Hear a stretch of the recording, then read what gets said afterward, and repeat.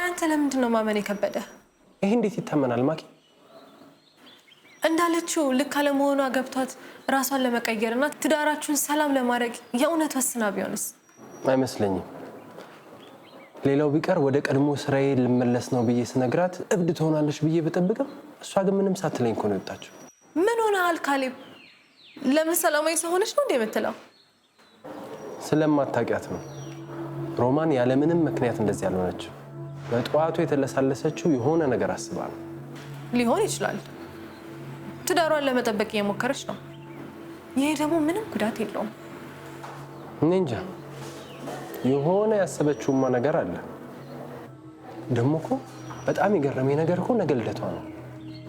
እንዳትረስ የሚል ማስጠንቀቂያ በየቀኑ እንደማይደርሰኝ፣ በአሁኑ ግን እስካሁን ምንም አላነሳችም። መቼስ እሷም ረስተው ሊሆን አይችልም። ለምን ደህና ነገር አታስብም ካሌብ? ገና በጠዋቱ ሮማን የማላቃት ሴቱን አስደንግጣኝ ምን ብዬ ነው ደህና ነገር ማስበው? በቃ ከልቧ ነው ብለህ እመን።